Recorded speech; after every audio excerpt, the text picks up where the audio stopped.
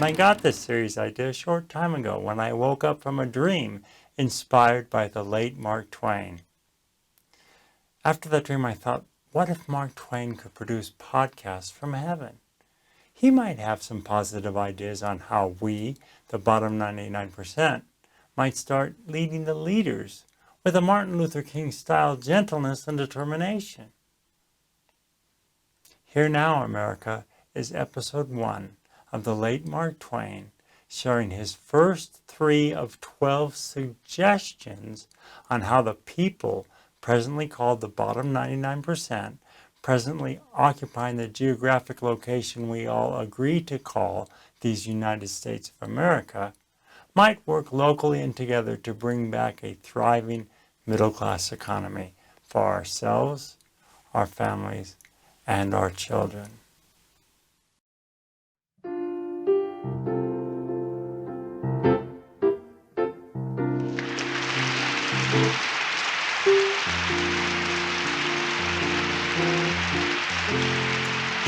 Good day, human millennials! The late Mark Twain here with my first 3 of 12 suggestions on how y'all might survive, well, 21st century. You see, I've been keeping track of the human goings-on down there on that big blue planet, and I think it is time for all you 99%ers to start taking back control of your lives by steering the top 1% in new directions. And I think you can do it in a passive way that would truly make the late Martin Luther King proud of you. You know, Mahatma Gandhi was quoted saying, if the people lead, the leaders will follow. Gandhi was quoted saying that quite a lot from 1915 to 1947 as England took control of India. And that statement is pretty much true today. When the people lead, the leaders do follow. It's not always easy to get there, but eventually they do. Now, for a moment, let's all get real here. America's founding designers with guns actually set a really bad example when they took the lands in such a violent way on the East Coast in the early 1800s, and then proceeding all across the continent in virtually every state before and after the Civil War. To put it simply, those mostly rich men with guns could have just shared the land. Instead, they chose not to. Today, America is like a once vibrant and clean, but now polluted and dying megapond. The Great Lakes today are highly polluted by human actions. Same goes for the San Francisco Bay, the Boston Harbor, and most every ocean across the globe once you get 10 miles out to sea. And yes, all those places have mostly been violated by actions taken under the direction of the very, very rich, who in this new millennium actually can command the power to move mountains and birth lakes and destroy entire cities and oceans. That kind of power creates a lot of hubris. But don't think every plastic bottle or Starbucks cup each of you throw away that eventually ends up in landfill or being dumped into the ocean does not really count too. It does. Don't get me wrong. The mighty rich are the main players here. And most of them are, well, miserably rich. Because their wealth and illusion of power, well, it's frozen their hearts and filled their busy little minds with a self-regenerating narcotic that the ancient Greeks called hubris.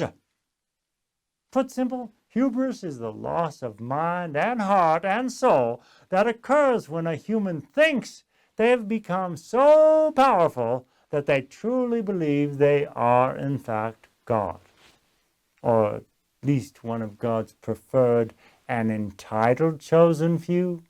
Now, at this point, that person considers the rest of us 99%ers to be nothing but fossil fuel to burn and exploit. they feel that way about the planet too. Okay, let's back up a little. Let's all just think of America as a big pond again. Though it is very true that the top 1% can make some gargantuan, ugly ripples in that pond, the second truth also holds that there are 99 times more of you in that pond than there are them. So if you all start making your ripples in the same peaceful direction together, you might just counteract everything the Toppies are doing and literally redirect their hubris-filled ripples and their hubris-filled actions right out of your pond. Why, my very script today started with a blank page and one pen. One ripple, so to speak. Now, the script is now 3,400 words long and is creating scores of images and ideas in all your minds. That, put simple, is how a single ripple grows. Yes, one pen and one voice can make a huge difference. And please, let's all stop fighting with each other about the race label for a while here. That was old when I was a kid in 1861, and it's really getting old now. It is time for peaceful change without labels. If the 99% take the lead with kind actions, the leaders will follow. And if they don't, at that point, who cares? Now it's time to play it forward. Okay, let's be bigger than the Toppies and let's get right down to the first 3 of 12 ways those of you presently called the bottom 99% can get some control of your lives again without hurting anybody. First suggestion, start your own video news website. How crazy is that idea coming from a man who's been dead for 110 years? But truly, get together with your computer app genius friends and your IT buddies and put together a local news station in the form of your own independent news website. Now, on your privately owned website, your team can report actual events near you that affect you. Find some local advertisers to help pay for it, or sell subscriptions, or do both.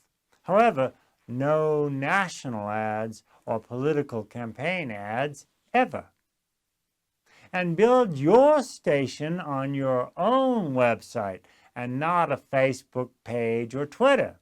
You see, the minute your station is loaded into Facebook or Twitter's supercomputers, you are no longer truly live at all, because Facebook and Twitter can block or steer anyone, anywhere they want to, either away or towards your side. Now, use your independent website to report the truth. Verify your information and keep it all honest and straight up. Your station can also keep a watch on your town hall and your state leaders too. While celebrating local achievements and practices, your local station, being locally owned, will actually help steer your local and state public agencies in real directions. When is the last time you saw a happy or helpful local news story? Now, no problem recruiting some reporters here. All you need to do is find some bright 18-year-olds with smartphones. The big news companies today only pay their field reporters minimum wage, and they do it as independent contractors without benefits or health insurance. Now, you can afford that. In fact, you can do better than that. You know, you might want to pause this video for a moment and watch the Patriot Act episode on Death of the News Industry. You can watch it on Netflix or YouTube. If you watch it, you'll understand better why local news is so important and why independent news reporting is required for democracy to continue.